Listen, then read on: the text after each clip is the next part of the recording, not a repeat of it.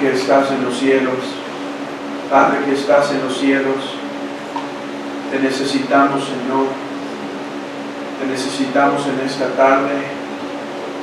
Oh Padre, si necesitamos de tu gracia para subsistir en nuestros cuerpos físicos, cuanto más para nuestra vida espiritual, Señor. Padre, por favor, te quiero pedir que bendigas este tiempo. Señor, ayúdame a tener claridad en el texto que vamos a exponer. Señor, que tu Espíritu sea el que hable a los corazones. Danos esa unción del Santo Espíritu.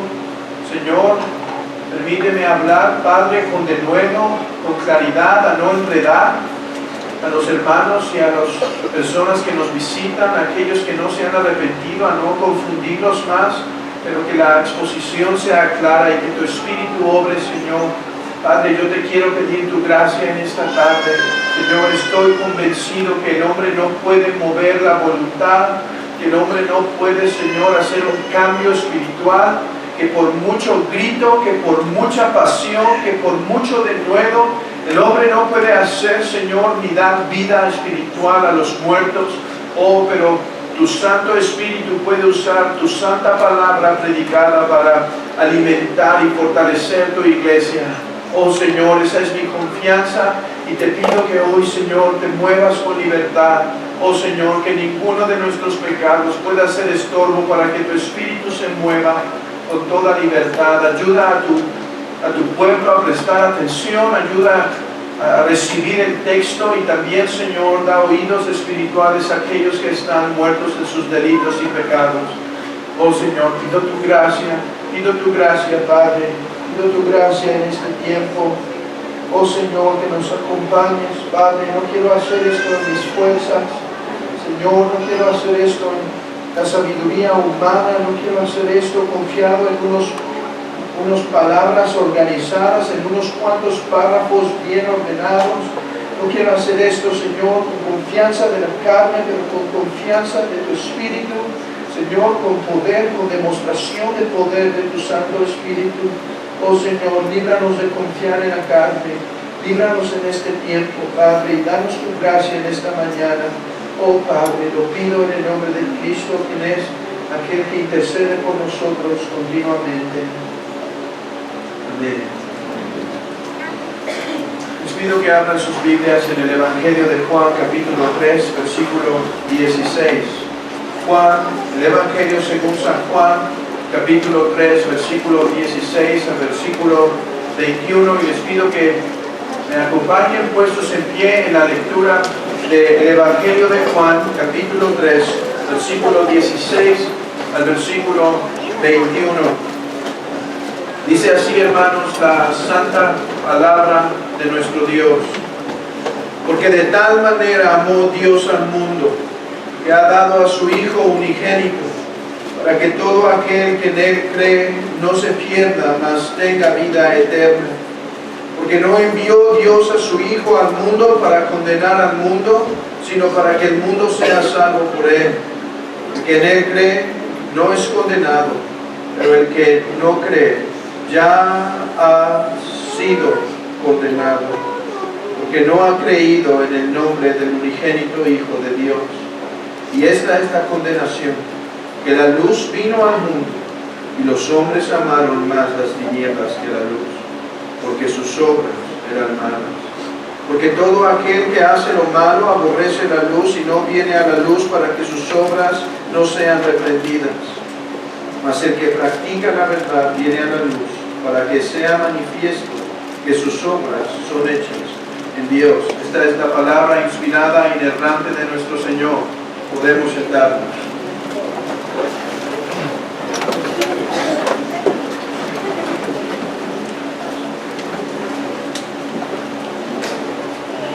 Muchas veces, hermanos, el Evangelio de Juan es recomendado a las personas que nos visitan, que conocemos por primera vez y que manifiestan una pequeña intención de querer conocer de Dios.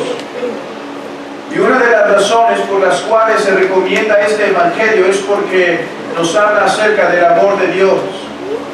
Y es verdad. Y es verdad. Sin embargo,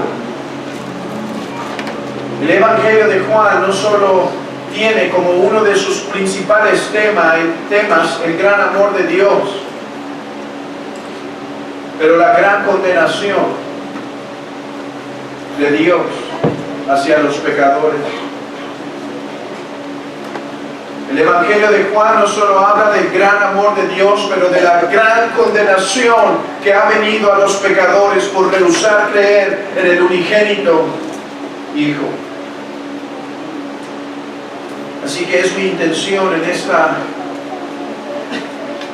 tarde exponer este texto de Juan 3, 16 al 21, donde dos de los más sublimes temas se unen: el gran amor de Dios y la gran condenación. Quiero decir que no puedo predicar la totalidad de Juan 3:16 en la ciudad de Guadalajara. Pude tomar una predicación completa para predicar Juan 3:16, pero no será así en esta tarde, sino que quiero unir Juan 3:16 a la luz del versículo 17 al versículo 21. Pero una cosa es clara: Dios ha amado al mundo. Dios ha amado al mundo. Y algo que debemos tener en mente de los versículos 16 al 21 es lo siguiente: Juan está reflexionando, Juan está dando una interpretación teológica, una interpretación apostólica, una interpretación guiada por el Espíritu Santo, por lo tanto, sin error, de las palabras de nuestro Señor Jesucristo. En otras palabras, lo que quiero decir es que Juan 3, 16 al 21, si ustedes tienen una Biblia que usa palabras rojas y palabras negras en los evangelios, para intentar hacer la distinción entre las palabras de Jesús y las palabras de el que narra, el evangelista, quiero decirles que las palabras rojas del versículo 16 al 21 no son las más acertadas, no es lo más correcto. Las palabras que se dicen del versículo 16 al 21 ya no son las palabras del Señor Jesucristo. Estas terminaron en el versículo 15. La mayoría de los comentaristas actuales reconocen que desde el versículo 16 al versículo 21 es el apóstol que está reflexionando sobre la plática que nos acaba de narrar del Señor Jesucristo. Y esto es de mucha importancia, hermanos. Juan, el apóstol, está reflexionando sobre la plática que el Señor tuvo con Nicodemo. Recuerden, la plática con Nicodemo que expusimos hace algunas semanas es acerca de que este fariseo que cree estar en el reino de Dios, en realidad no está en el reino de Dios, sino que está fuera del reino de Dios. Y el Señor le dice que tiene que nacer de nuevo, pero cuando Nicodemo dice, ¿y cómo puede ser esto? El Señor le contesta, no puedes. El nuevo nacimiento es una obra sobrenatural del Espíritu de Dios. Sin embargo, cuando Nicodemo casi revienta por no entender esto, el Señor lo dirige a la fe.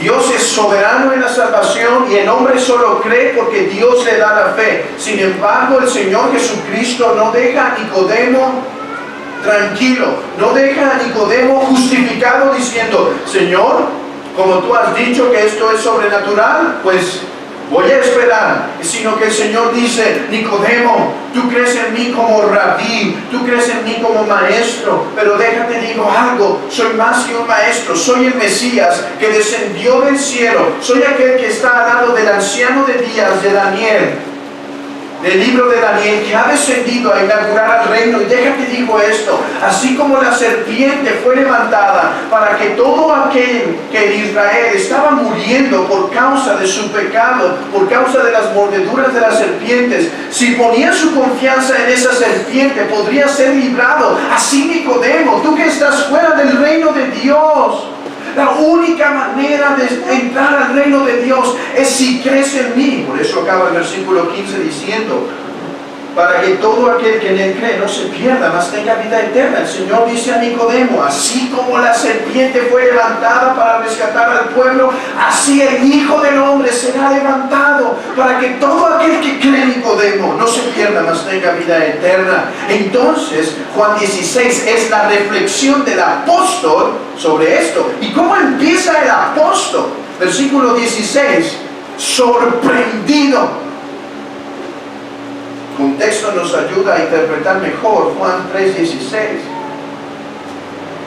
¿Cómo empieza el apóstol Juan a reflexionar sobre esta gran verdad que el Señor Jesucristo dijo a Nicodemo? Nicodemo, así como la serpiente fue levantada, así yo seré levantado, para que todo aquel que en él cree, todo aquel que ponga su confianza en mí, no se pierda. Entonces Juan el apóstol dice, qué manera de amar al mundo, porque de tal manera amó Dios al mundo que ha dado a su Hijo unigénito, para que todo aquel que en él cree no se pierda, mas tenga vida eterna. Juan lo que está diciendo es esto: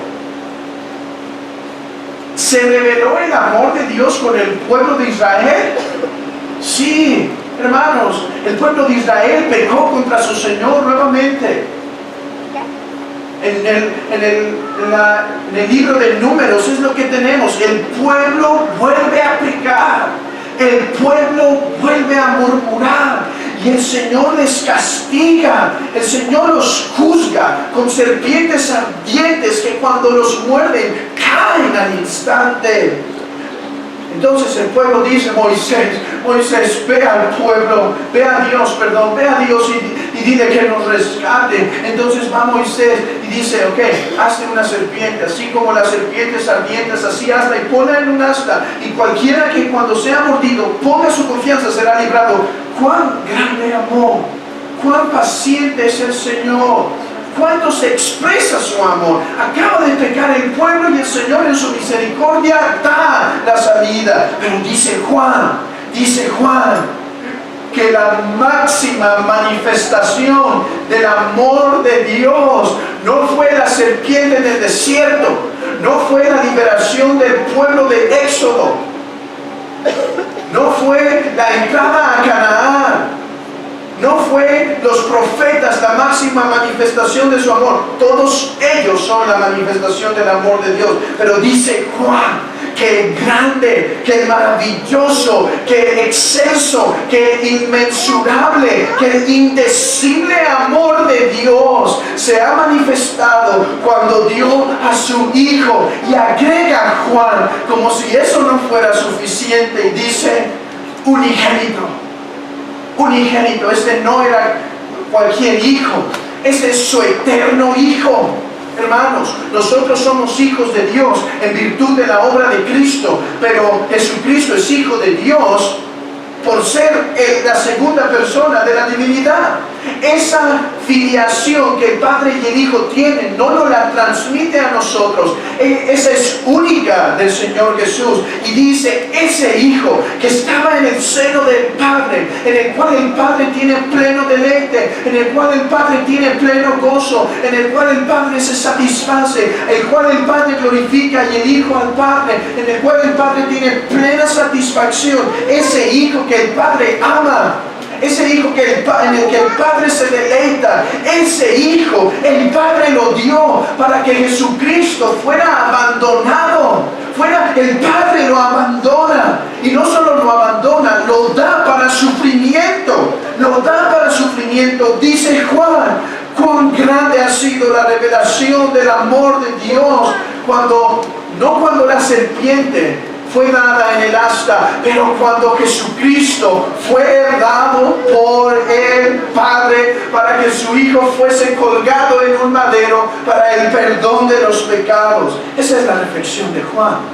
Juan está diciendo, cuán grande es el amor de Dios, cuán grande es el amor de Dios. Amigo, por lo tanto, la más grande ofensa que tú haces esta mañana es seguir en tus pecados no arrepentido. Y es justo, quiero decir algo, y es justo esto último que he dicho, que es el tema de Juan 16 al 21, ¿cuál es el tema de Juan 3, 16 al 21, hermanos? La condenación. He dicho, y quiero aclarar esto, no estoy diciendo que no es un gran tema el gran amor de Dios. Juan 3:16, hermanos, es acerca de eso. Pero déjenme les digo algo. Cuando interpretamos Juan 3:16 a la luz del versículo 17 al 21, eso nos ayuda a reflexionar que la gran intención de Juan en estos versículos es decirnos lo abominable que es el rechazo a Dios. O sea, en otras palabras, lo absurdo de la condenación. De eso trata este texto. De eso trata este texto. En otras palabras, usando las palabras del profeta, ¿por qué habéis de perecer? De eso trata el texto. ¿Por qué habéis de perecer en vuestros pecados? ¿Por qué os quedaréis en vuestros pecados? Oh casa de Israel, ¿por qué has de morir? Hermanos, ese es el gran tema del versículo 16 al 21. Yo sé, en estos versículos una joya inigualable del amor de Dios nos es dada. Juan 3:16, la cual necesita una prédica por sí misma para intentar desvelar, para intentar revelar un poco de lo que así se contiene. Dijo Spurgeon sobre Juan 3:16, 1000 sermones distintos se podrían dar sobre este texto, y creo, hermanos, que nadie podrá agotar el amor de Dios de Juan 3:16. Pero lo que estoy diciendo es que cuando lo juntamos con los otros versículos, nos damos cuenta que la razón de Juan 3:16 es decir que la condenación es absurda, es absurda. Permítanme comprobarlo poniéndonos nuevamente en contexto. ¿De qué trata Juan 16 al 21? Es la reflexión del apóstol Pablo. ¿Reflexión de qué? Reflexión sobre lo que acaba de pasar con Jesús y Nicodemo. ¿Qué acaba de pasar con Jesús y Nicodemo? Bueno, estaba el Señor diciendo a Nicodemo, no has nacido de nuevo, tienes que nacer de nuevo, no puedes nacer de nuevo, cree en mí. ¿Y cómo se queda Nicodemo? Hermanos, hasta este momento Nicodemo se queda condenado. Nicodemo se queda condenado. He dicho anteriormente, algunos creen, y con bases muy fuertes, que Nicodemo probablemente nunca creyó. Yo sé, fue por el cuerpo, pero si uno lee atentamente, en realidad no fue él, fue José de Arimatea, y él lo ayudó a embalsamar. Algunos dudan que Nicodemo se haya arrepentido, pero sea sí o sea no, lo que es claro hasta este texto, porque más adelante nos vamos a volver a encontrar con Nicodemo, es que en este tiempo sigue sin creer en Jesucristo como lo que es. Entonces esto es lo que Juan está pensando. Dice, Nicodemo, ¿cómo puede ser? Se te ha dicho que Jesucristo es dado para el perdón de los pecados y rehusas no creer. Entonces Juan empieza a decir, es que no estás entendiendo cuán grande ha sido el amor de Dios. Nicodemo, ¿por qué te has de condenar? Entonces la reflexión de Juan es sobre la gravedad de la condenación a la luz de la obra de Cristo. ¿Por qué te tienes que condenar, Nicodemo, si el Padre dio a su Hijo para que si crees no te pierdas? Nicodemo, no entiendo por qué te has de condenar. Recuerden que Juan no solo está escribiendo para revelarnos lo que pasó con Nicodemo, sino que está escribiendo para que aquel que lee entienda. En otras palabras, está escribiendo para ti, hermano, sí, pero amigo, está escribiendo para ti, tú que permaneces en tus pecados. Tú que estás aquí y permaneces en tus pecados, Él está escribiendo que posiblemente tú seas un Nicodemo, uno que quizá conoce la revelación y la rechaza, uno que quizás tiene cierta moralidad, pero aún así rechaza abrazar a Cristo, uno que escucha el Evangelio y decide rehusarlo. Él está diciendo cuán grave es esa condenación. Aquellos que se condenan como Nicodemo, cuán grave es esa condenación. Ese es el tema. Recuerden, repito, Juan 3:16 es una joya del amor de Dios. Pero a la luz del contexto, lo único que hace Juan 3:16 es decir, la condenación es absurda. Es absurdo que escuchando que el Padre ha dado al Hijo, tú permanezcas en tus pecados. No estoy diciendo que una doctrina es mayor que otra. Si hablamos de acuerdo a la teología sistemática, no podríamos decir que la ira de Dios o la condenación que Dios trae sobre los pecadores es mayor que el amor. No estoy diciendo eso. Ambas son sumamente importantes. Lo que estoy diciendo es que el sentir, es que en una interpretación correcta de Juan 3:16 al 21, el sentir de este texto es magnificar la gravedad de la condenación. Magnificar la gravedad de la condenación.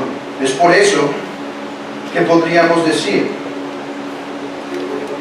que este texto trata de exponer cuál es la razón de la condenación. O en otras palabras, como he titulado este sermón, si Dios ha amado al mundo, ¿por qué hay condenación? De esto trata este texto. Si Dios ha amado al mundo, ¿por qué hay condenación? Y uno sabe esto porque si va también al versículo 31 al 36 del mismo capítulo, uno se da cuenta que Juan sigue hablando sobre la autoridad que el Hijo ha recibido para juzgar a los hombres. Versículo 36, por ejemplo, dice: el que cree en el Hijo tiene vida eterna, pero el que rehúsa creer en el Hijo no verá la vida. Es lo que está hablando. Se ha presentado la gran forma en la que Dios ha amado al mundo para rescatarlo, pero a pesar que se han presentado, muchos no creerán. La razón es, ¿por qué? ¿Por qué? Amigo, ponme atención. ¿Por qué no crees en Cristo? ¿Por qué prefieres quedarte en tus pecados? Sí, tú que vienes aquí constantemente, que eres totalmente bienvenido a esta iglesia y nos da gusto que estás aquí. Este texto te está hablando a ti. ¿Por qué permaneces en tus pecados? ¿Por qué rehusas creer a Cristo? No te adelantes en tu respuesta, porque hay algo que debemos entender. Vean conmigo el versículo 17. Porque no envió Dios a su Hijo al mundo para condenar al mundo, sino para que el mundo sea salvo por él. 18. El que en él cree no es condenado, pero el que no cree ya ha sido condenado porque no ha creído en el nombre del unigénito Hijo de Dios. Tres cosas debemos saber sobre la palabra que dice aquí, condenación. Tres cosas.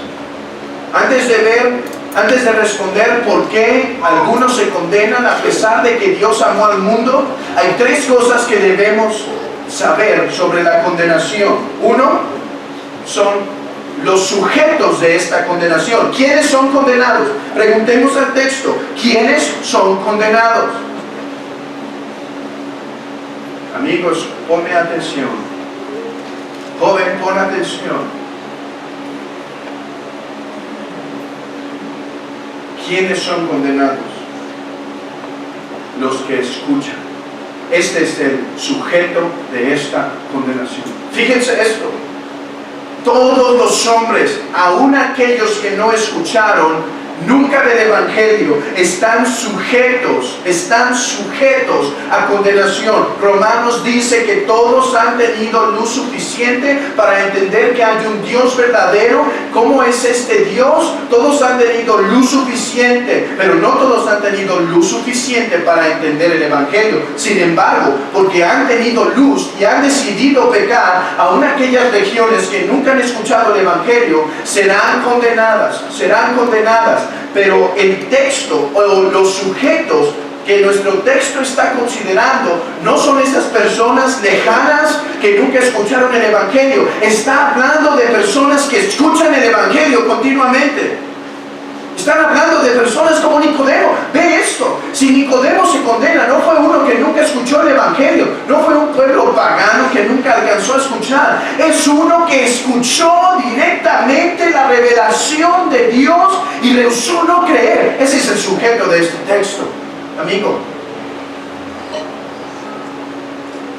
el texto está hablando de ti. El texto está hablando de los que escucharon, de los que fueron presionados, de los que fueron urgidos, de los que fueron exhortados a dejar sus pecados y creer y no lo hicieron. El texto está hablando justamente de ti. Mira lo que dice: el que en él cree no es condenado, pero el que no cree, el mensaje es presentado, pero si no crees, el texto está hablando de ti. Pero ¿qué se refiere con esta condenación? ¿A qué se refiere con esta condenación? Se refiere a una mayor condenación. Recuerden, todos los hombres están bajo la condenación de Dios, pero estos caen en una doble, en una pesada condenación por haber tenido la oportunidad de escuchar el Evangelio y rehusarlo. Como dijo un puritano, el incrédulo es condenado no solo por lo que hizo previamente a la revelación misericordiosa. O sea, estos hombres de los que Juan está hablando no están siendo condenados por lo que hicieron antes de escuchar el Evangelio, dice. Pero enfáticamente es condenado porque él ha rechazado esa revelación. Él ha pisoteado la autoridad de Dios. No solamente es condenado en la medida que continúa en la condenación por su incredulidad, escucha esto, sino que es condenado debido a que incurrió en una nueva condenación por causa de esto, rechazar el Evangelio. Cayó en una nueva condenación, lo que podríamos llamar una doble condenación. Oh amigo, tú que has escuchado el Evangelio y decides no creer, está sobre ti una doble, una mayor condenación, porque has rehusado, has pisoteado, has tomado el sacrificio de Cristo como inútil, como sin valor. Lo has escuchado y lo has desechado, como cuando escuchas cualquier hombre regalándote un folleto en la calle. Has tomado la persona de Cristo y su sacrificio como algo sin valor. Por eso hay mayor condenación. Oh, cuán grave condenación recibe el niño. Cuán grave condenación recibe el niño cuando estando en un estado enfermo y se le presenta la medicina, decide rechazarla porque no le gusta el sabor. Ese niño sella su estado de enfermedad, lo sella. Estando enfermo, se le va a dar lo único que le puede curar, rechaza, sella su condenación. Amigo, esa es tu condición cada que escuchas el Evangelio y rechazas, sellas tu condenación, sellas tu condenación. Pero hay algo más que el texto nos enseña sobre esta condenación, y es su relevancia. Su relevancia, hermanos, amigos, no son palabras poéticas que está usando el evangelista. Nota esto: el que en él cree no es condenado, pero el que no cree, escucha esto, ya es condenado. La relevancia de esta condenación es que es una anticipación del veredicto final. Una anticipación. Cuando rechazas creer, tu condenación es sellada, y lo único que pasará al final de los días es confirmar esa condenación. Es confirmar esa condenación. Dice el mismo puritano que acabo de citar concerniente a este texto, dice lo siguiente: no solo será condenado al final, pero la sentencia de la condenación se ha ejecutado. La sentencia de la condenación se ha ejecutado ya.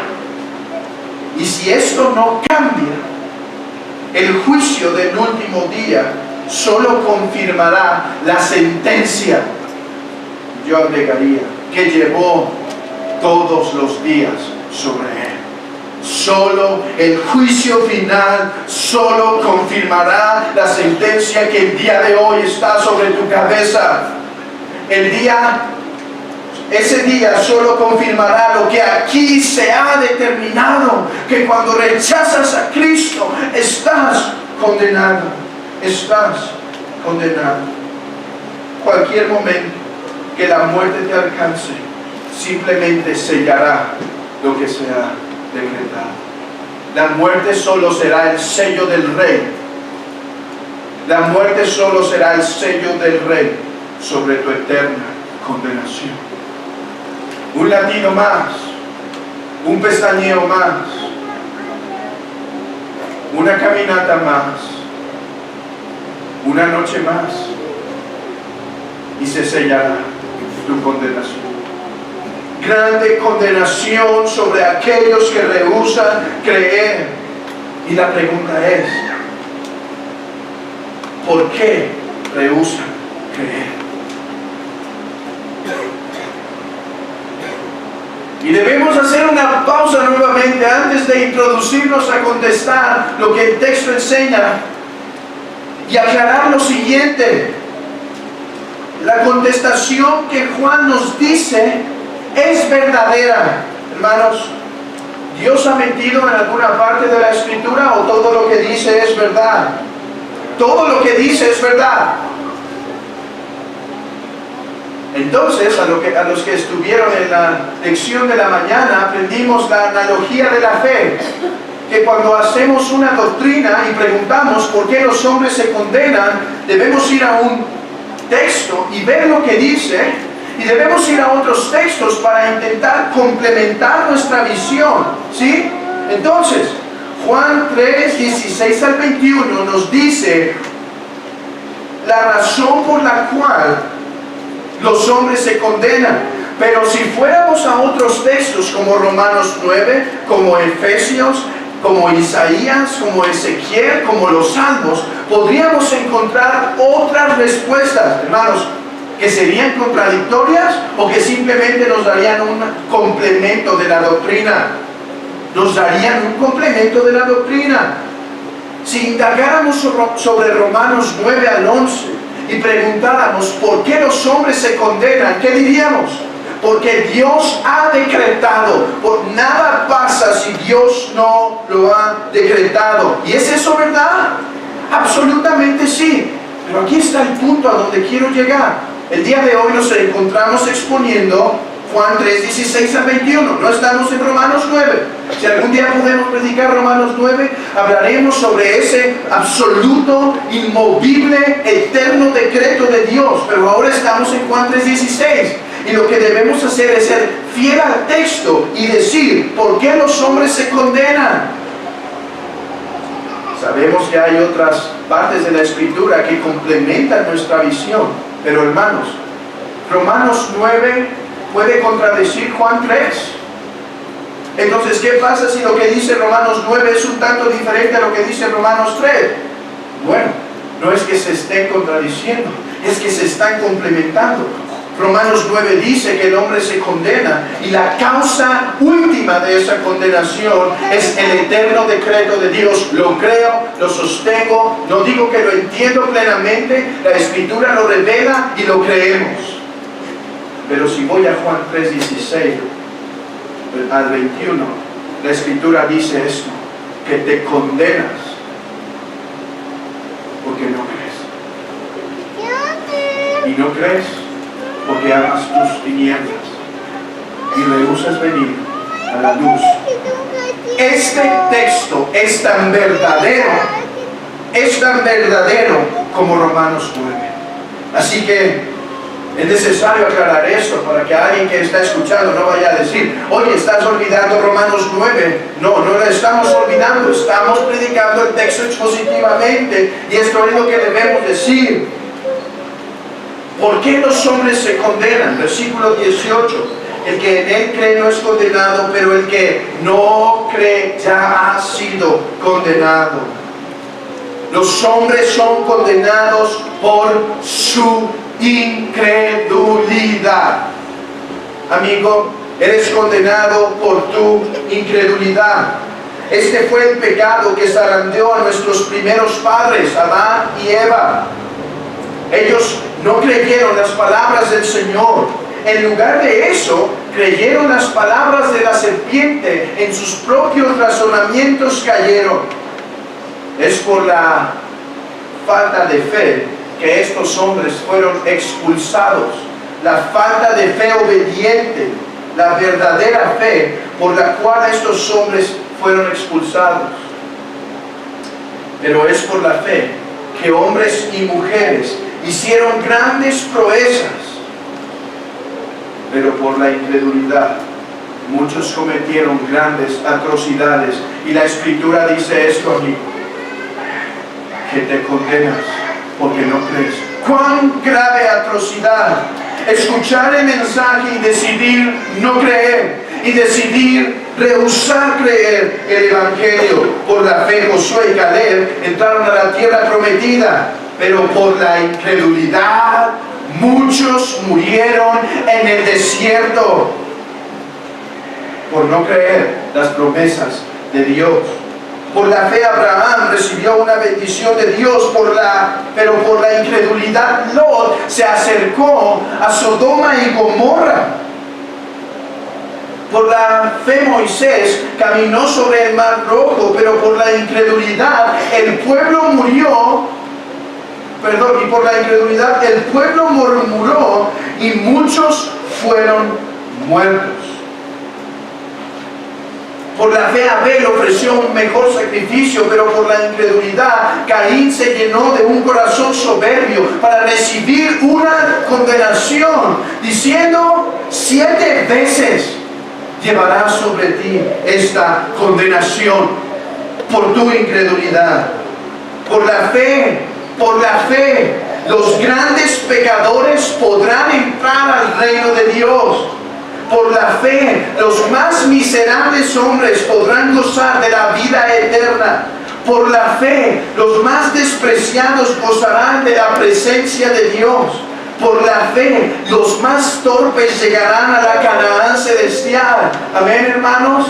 No por causa de que el hombre es sumamente bueno y sabio, pero porque siendo los peores, la gracia nos ha alcanzado y por la fe hemos entrado. Pero por la incredulidad muchos quedarán fuera. Amigo, por la incredulidad quedarás fuera.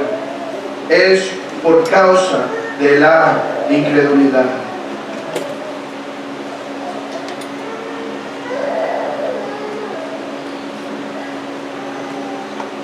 Si la fe se define como el creer las palabras que Dios ha hablado, la incredulidad se define como el rechazar, como el ignorar, como el tomar en poco, como menospreciar lo que Dios ha hablado. La incredulidad de los hombres, y en especial estos que menciona el evangelista, es aquel acto voluntario de rehusar creer. Amigo, escucha, tú que tienes aquí escuchando y que escuchas, la razón por la cual serás condenado es porque has decidido voluntariamente no creer. Escucha el texto, el que no cree, no el que es obligado a no creer. ¿Quién de aquí te ha obligado a no creer? ¿Qué pistola te han puesto en la cabeza para que te digan no crea? Y aún si lo hicieras, sería tu voluntad creer o no, si eso te cuesta la vida. Pero es porque voluntariamente has decidido no creer que serás condenado. Pero no es todo lo que el texto dice. Dice en el versículo 19, y esta es la condenación. En otras palabras, así se ha hecho el veredicto. Este es el veredicto. Que la luz vino al mundo. Aquí está la causa de la condenación. Que la luz vino al mundo y los hombres amaron más las tinieblas que la luz, porque sus obras eran malas. Rechazas el Evangelio no porque tienes un problema mental. Rechazas el Evangelio no porque te falta capacidad de entenderlo. Rechazas el Evangelio porque amas tus tinieblas, amas tus pecados. Prefieres permanecer en tinieblas. Dice el texto que los hombres rechazaron la luz. ¿Qué es la luz? ¿Qué es la luz? La luz en el Antiguo Testamento es esa revelación de Dios. La sabiduría, Dios revela su sabiduría y eso da luz a los hombres. Pero Dios también se revela y da gozo a los hombres. Eso es luz. Eso es luz en el Antiguo Testamento. Es la revelación de Dios que satisface los corazones de los hombres. Eso es la luz. Pero la luz llegó a una máxima revelación en la persona de Cristo. Dios se encarnó. Dios se encarnó. La luz brilló como nunca. No había estrella que la podía opacar. No hay luz del sol que la podía esconder. La luz en la persona de Cristo brilló como nunca antes. Un brillo inigualable. Dios se reveló. Dios se reveló. Su santidad se reveló. Lo que Dios amaba se reveló.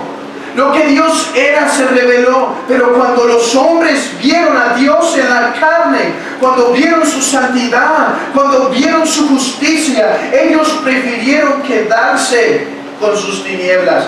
Y dice la Escritura que la razón por la cual no crees es porque amas tus tinieblas. Es porque amas tus tinieblas. Sí, ese adulterio, esa fornicación, esas borracheras, esas drogas, esa pornografía, esa codicia, esas amarguras, esos odios, esa lascivia. Dice la Escritura que no vienes a la luz porque amas todas estas cosas. Dice que serás condenado porque no has creído, porque has preferido amar las cosas que Dios aborrece. ¿Es tu caso esta mañana? Ahora hemos mencionado pecados que algunos se escandalizarían. Algunos que están aquí dirían, ¿cuán grave es eso? Yo no soy ese caso. Pero recuerda que Juan está meditando sobre lo que dijo a Nicodemo. ¿Quién era Nicodemo? El gran fariseo erudito de los de Israel. El gran fariseo y erudito. El gran judío santo externamente y erudito. Y dice que Nicodemo amaba sus tinieblas, quizá como aquel joven rico, que vino al Señor y dijo, Señor, ¿qué haré para heredar la vida eterna? Y el Señor contesta, los mandamientos sabes. No harás esto, no harás esto, todo esto he guardado desde mi juventud. Bueno, ¿sabes qué, joven? Vende todo lo que quieres, dalo a los pobres. Y él amó más las tinieblas. ¿Qué es lo que el Señor te pediría esta mañana que dejes? ¿Qué es eso que tanto amas que a Él lo ofende?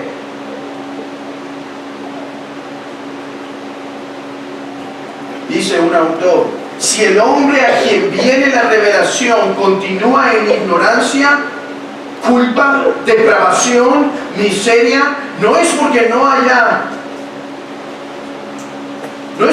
hayan tenido los perdidos la oportunidad de obtener ese conocimiento. Se te está dando. La luz del Evangelio se te está dando. Pero continúa él. Ellos son traídos muy cerca a ella y presionados para aceptarla. La verdadera razón de su conducta es que ellos amaron las tinieblas en lugar de la luz. Amigo, la razón por la cual no vienes a Cristo, la razón por la cual no entrarás al reino de los cielos, la razón por la que muchos quedarán afuera, no es porque no escuchaste el Evangelio, es porque a pesar que escuchaste y fuiste presionado para creer, rehusaste quedándote amando tus tinieblas. ¿Qué tinieblas estás amando esta mañana? ¿Qué hay dentro de tu corazón que sigues amando y prefieres acariciarlo y saborearlo y esconderlo con tal de no venir a la luz?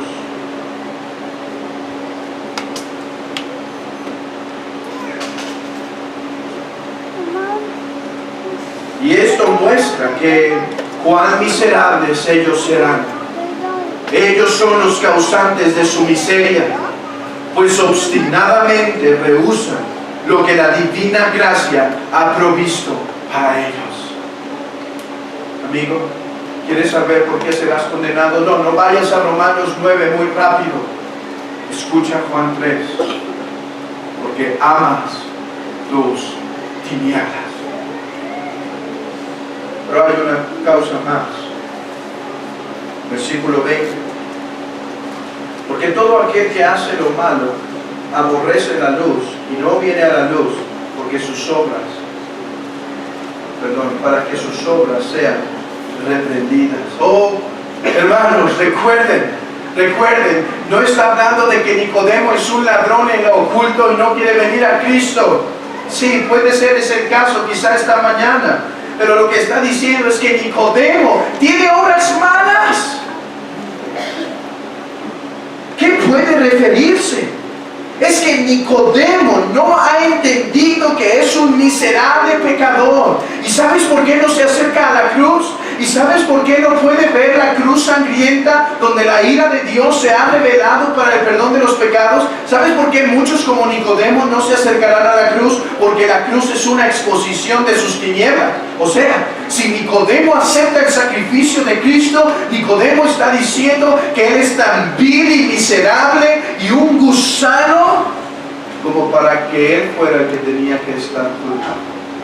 Por eso la cruz es tropiezo para los hombres. Quizá esta tarde, por eso no te acercas a Cristo, porque la cruz no viene a ti y te dice simplemente que necesitas más inteligencia, que necesitas más teología, que necesitas más moral, que necesitas mejor reputación, más educación. No, la cruz viene y dice: eres un inútil pecador que no puedes salvarte a ti mismo, y la razón por la cual Dios envió a su Hijo para ser torturado por los hombres y para recibir una ira y una condenación por su amado Padre es porque tú mereces eso y no puedes salvarte a ti mismo. Pero Nicodemo no puede venir, porque Nicodemo ama tanto esa reputación como para acercarse y exponer sus tinieblas. Eso es lo que Pablo dice en Gálatas: la cruz es tropezadero para los hombres, la cruz es tropezadero para la humanidad. La Escritura dice que no vienes a Él porque no quieres exponer que eres un inútil pecador, así como todos nosotros. Que eres un miserable pecador, así como todos nosotros.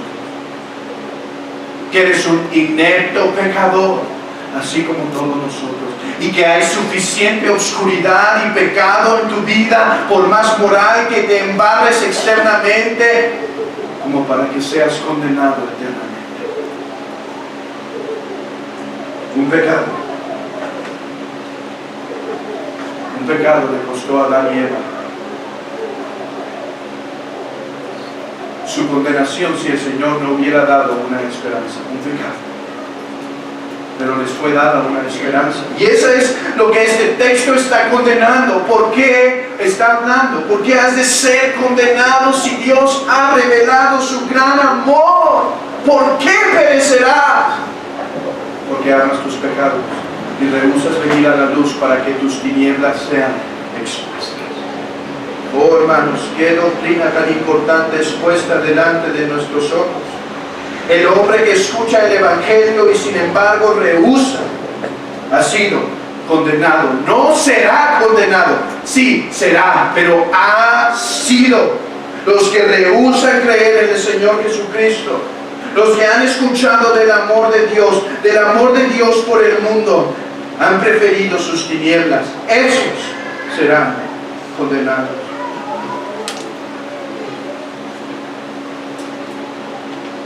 Y quiero darte una pequeña aplicación antes de pasar al versículo 21 de esta verdad. Hermanos, No permitamos y no dejemos a los pecadores justificados. ¿Cuántos de los hijos que están aquí, cuántos de los jóvenes que están aquí, cuántos de nosotros no hemos recibido en ocasiones respuestas que se justifican en la soberanía de Dios? Oye, debes creer en el Evangelio. Y ellos dicen, papá, mamá, tú sabes, Dios es soberano, yo no puedo hacer nada, así que deja vivir mi vida en paz. ¿Qué dice un papá muchas veces? O nosotros muchas veces. Tienes razón, hijo, Dios es soberano. Claro que Dios es soberano. Claro que el apóstol Juan nos va a presentar más adelante con el soberano decreto, con el inmovible decreto de Dios, que Él ha predestinado para vida y para muerte. Claro, pero el texto dice que ellos perecen porque rehúsan creer. Así que la respuesta no es, hijo, tienes razón. La respuesta es, hijo, ¿de dónde sabes que Dios es soberano? Pues, mamá, tú me lo has dicho en la Escritura que Él es soberano y que Él ha predestinado. ¿Ok? Entonces, ¿crees que lo que dice aquí sobre la soberanía de Dios es verdad? Pues sí. ¿Ok? Ven a Juan 3:16 y te voy a mostrar otro aspecto que es verdad, que tú te condenas, hijo, porque amas demasiado tus tinieblas. Esos pecados los amas tanto como para someterte a Él. Tienes razón. La Biblia declara que Dios es soberano, pero Él declara que tú te condenas, que tú que escuchas te condenas porque has rehusado creer, porque amas demasiado tus tinieblas como para venir a la luz. No permitamos entonces que un familiar incrédulo, que el hijo, la esposa o que un amigo nos interprete las Escrituras por nosotros mismos. Que nos interpreten las Escrituras y ellos salgan justificados. Dios es soberano, sí es soberano, pero Él dice que te condenas porque rehusas creer. Rehusas creer. Y hermanos, esto no contradice la regeneración monergista de nuestro Señor. Es por eso que dijo Lutero, hablando de este texto, de aquí en adelante, el que es condenado, que digas así a tu casa, que digas así en tu hogar, a ver, no más van a usar conmigo ese de Dios es soberano para excusarse. Eso es verdad, lo creo y lo defiendo. Pero como dijo Lutero, de aquí en adelante, el que es condenado no debe quejarse de Adán y su pecado, el pecado de Adán. Pues la simiente de la mujer prometida por Dios para pisar la cabeza de la serpiente ha venido y ha hecho propiciación por los pecados y ha quitado la condenación. Entonces, más bien debes clamar contra ti mismo por no haber aceptado y creído en Cristo. Te condenas porque amas tus tinieblas. Hermanos, cuán lección tan importante recibimos. No solo de humillarnos por este gran don de salvación que se nos ha dado, pero entender que así como la incredulidad es causa de la más grande condenación, así la incredulidad es causa de mucha miseria en nuestras vidas cristianas. Mucha de la deficiencia de la vida cristiana viene por esta causa de una fe débil. Y los pecados en los que solemos caer provienen de esta fe que se debilita. Por la incredulidad, ¿cuántas veces no hemos descuidado la lectura y la oración? No creyendo que Dios nos edifica a través de ello y nos bendice espiritualmente. Por incredulidad, ¿cuántas veces no hemos menospreciado la iglesia? No entendiendo, no creyendo que Dios está con nosotros cuando su palabra es expuesta. Por incredulidad. ¿Cuántas veces no hemos caído en prácticas inadecuadas, dejando la adoración familiar de nuestro hogar, no creyendo que el Señor bendice su palabra en cada hogar cuando ésta es expuesta.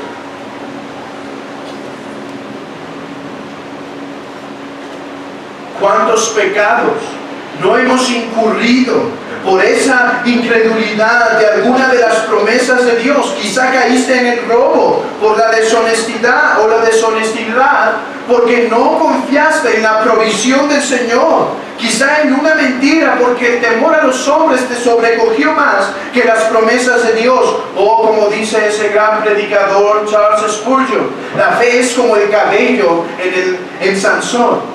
La fe es como el cabello en Sansón, pero en los cristianos. Córtasela y podrás sacarle los ojos y él no podrá hacer nada. La incredulidad es la causa de muchos males en nuestra vida cristiana. Pero te quejas de esa gran miseria a veces en tu caminar cristiano. Te quejas y te duele esa condición. Si es así, ¿qué haces para crecer en tu fe? ¿Meditas la palabra esperando que el Señor fortalezca tu fe? ¿Oras clamando que el Señor fortalezca tu fe? ¿Meditas en las promesas esperando que el Señor fortalezca tu fe? ¿Asistes con regularidad a la iglesia esperando que Él fortalezca tu fe? Si no, no hay razón por la cual quejarse de esa miseria en la vida cristiana. Pero quiero terminar con una exhortación para el pueblo del Señor en el versículo 21. Esta es una exhortación para el pueblo de Dios, pero esta también es una exhortación para que se examine todo aquel que se cree pueblo de Dios. Una exhortación para que se examine aquel que es pueblo de Dios, que cree ser pueblo de Dios. Dice el versículo 21, mas el que practica la verdad viene a la luz para que sea manifiesto que sus obras son hechas en Dios. Este texto puede traer confusión a algunos a primera instancia, pero la exhortación es clara. Juan está diciendo esto. ¿Tú crees estar en luz? Ok. Los que están en tinieblas manifiestan que sus obras son malas por no venir a la luz, por no acercarse y hacer sus obras en Dios. Ok, si crees estar en la luz, tus obras serán en conformidad a la luz de Dios. La enfática y repetida mención de las obras es debido no a la idea de que al final somos salvos por las obras y no por la fe en el Señor Jesucristo. Esta, más bien, dice un autor, está basada en la idea, este texto está basado en la idea fuertemente puesto en el Antiguo Testamento, que la verdad tiene consecuencias prácticas, que algo debe ser hecho y que lo motiva profundamente en esa persona tiene que ser reconocido por sus obras. Amigo, no seas, hermano, aquellos que creen estar como Nicodemo en la fe, no seas demasiado rápido para concluir que tú crees. La pregunta es, ¿esa fe que has puesto en Jesucristo te lleva también a hacer obras que son en conformidad a la luz? No estoy diciendo que eres salvo por obras, estoy diciendo que la fe que salva, en la fe del Señor Jesucristo que salva, es una fe viva que produce fruto en la vida cristiana. Como preguntaba un gran predicador, ¿hay suficiente luz en tu vida como para que se hicieran un juicio en este día? Hombres que persiguen al cristianismo, ¿salieras culpable o libre? ¿Hay suficiente luz en tu caminar? ¿O hay demasiadas tinieblas aunque crees que estás en la luz?